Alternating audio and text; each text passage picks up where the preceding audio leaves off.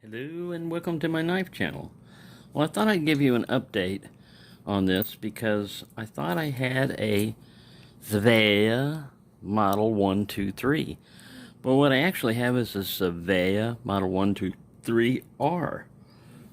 And the R, I don't think stands for replica.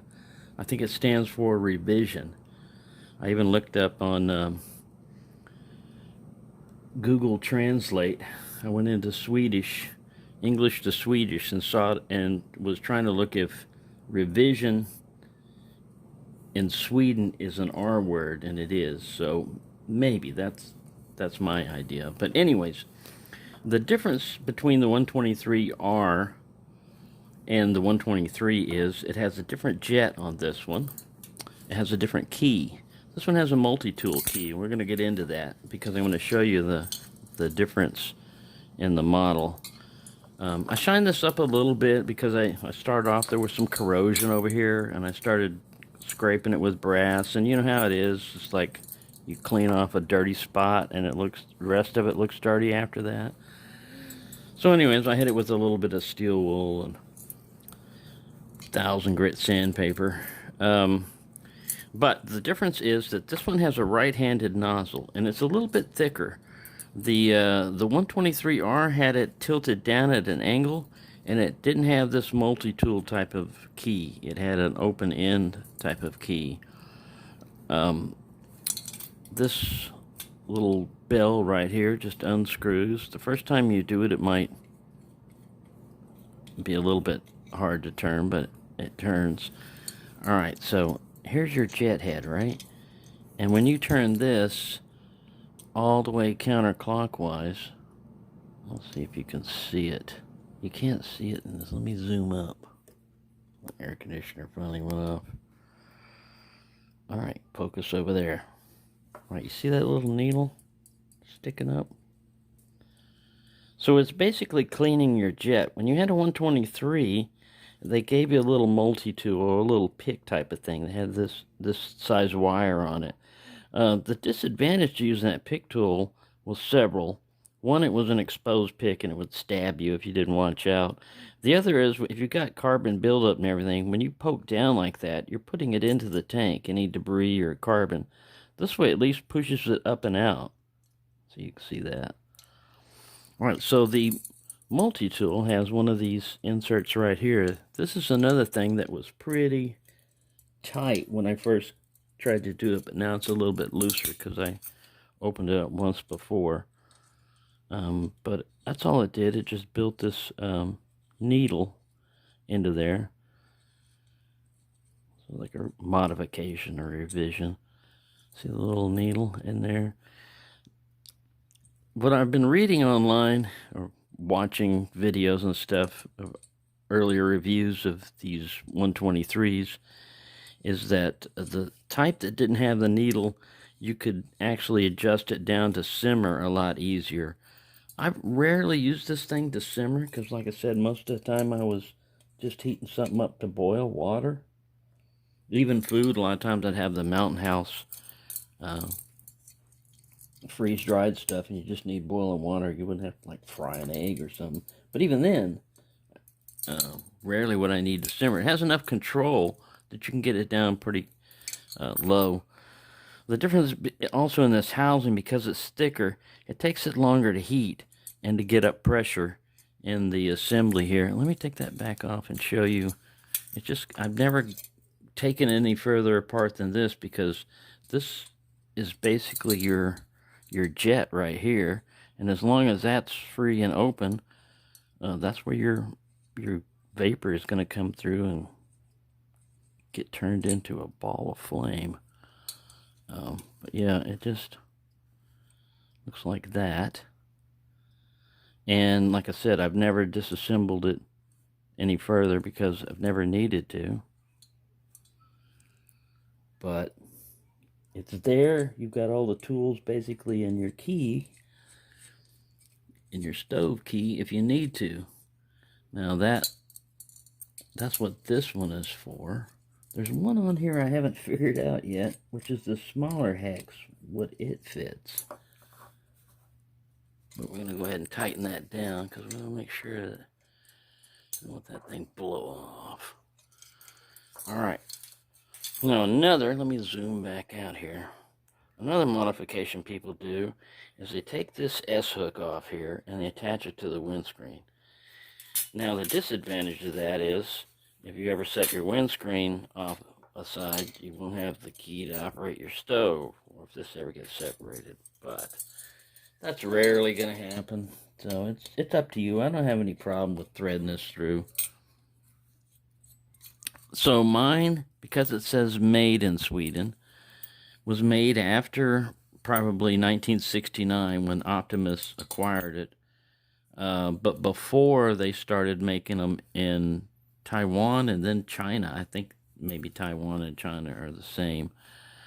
I can see a difference in the Chinese models just looking at how they made this arrow indicator stuff and things like that. But they seem to be all right. And then China did a little knockoff and they called it something else, but it seems to be a good stove too. These nowadays, the reason why I was having a problem is this burner plate here. This is pretty critical as to where it's sitting, and the one when I was cooking with it the other time, I hit a loose spot and see how it just comes off.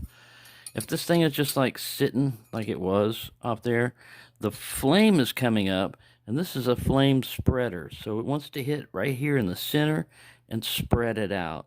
So if you got this positioned wrong, or it's loose or whatever, you know, it's not centered on there just right, you're going to get uneven. It'll still work like that other one. It still worked. Boiled water and everything, but they're not a really complicated design. All right, now this nut right here, this big nut right here goes for this. So you could extra tighten down your cap if you felt like it. The big nut also goes to this valve right here if you wanted to take that apart. I've never needed to take that apart.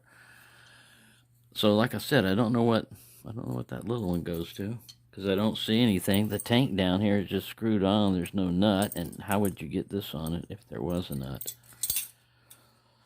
Anywho, that's my update on that. Oh, also, aluminum. I was reading up on aluminum, you know, because a lot of people say, if you get aluminum, you might get Alzheimer's or something like that if you eat out of it. And they said that there's no direct link between that and everything, but cooking in aluminum with acidic foods like tomato and stuff like that can release the aluminum into the food. It's not a whole lot, but it's still, and aluminum occurs in food also, you know, like celery and spinach and stuff like that. It's in trace amounts. Anyway, the problem with this cup, besides being aluminum, is it's not very big and doesn't fill up the area. So let me get what I've got to replace. So this is that stainless steel. Stainless steel doesn't do that with foods and everything. Stainless steel cup.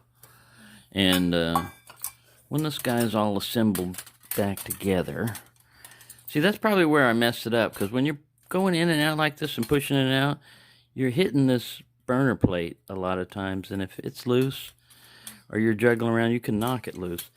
That's probably where I did that, because like I said, it wasn't operating. I love the sound it makes, and the procedures you've got to go through are kind of like a little ritual and everything. And yeah, it's not they're pretty expensive nowadays compared to other things.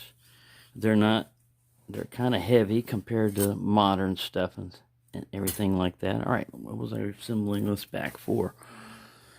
Quickly, I must remember. Oh yeah, the cup. So, you can still carry this cup in here. You know, put your little thingy in there and have this. I like this because it protects the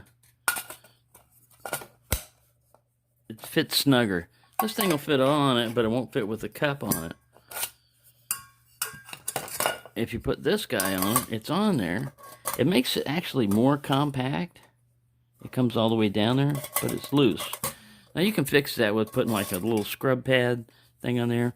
Also, I forgot to mention, this is the window right here. that you can light it if you don't time that just right. So you've got it all heated up and you're ready to switch it over to burn, and you don't have enough flame or it's not hot enough to just automatically start going. The tank is still pressurized. So all you need to do is take your big lighter or stick of wood or whatever in there and poof, thing will light up. But this is the window for that. I didn't mention that the last time.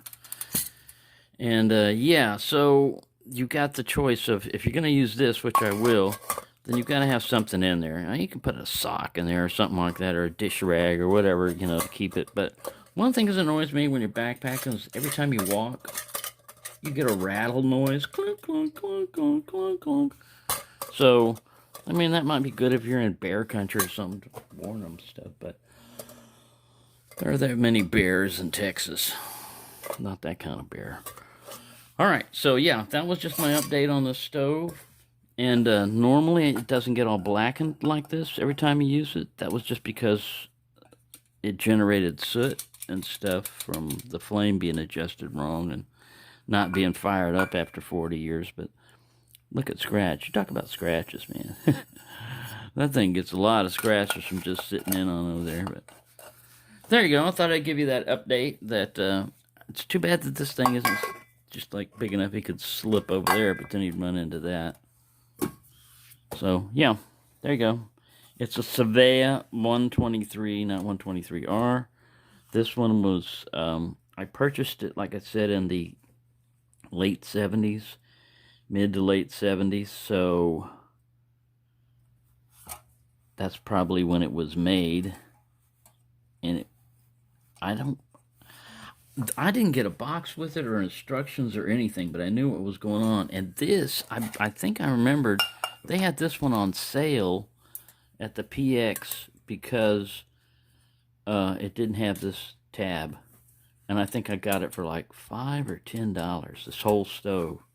And now, man, they're around $100 or so, if you can find them. I don't think they're being made anymore. They might be. Probably a Chinese copy of them. But not a bad stove. I like the sound, and it's just a lot of fun. It brings back a lot of memories with the stove. It's never failed me. It's never had a problem with, you got to pump this up, or you got to do this or that. You got everything you need right there. Fuel, everything. All you need is spark, and you got fire. Alright, so I hope you're having a good day. Thank you for watching. So there's the jet without the needle sticking up. And there it is with the needle sticking up.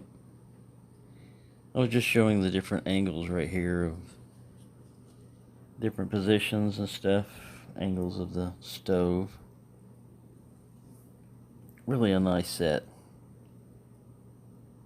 Expensive compared to stoves nowadays, but well worth it.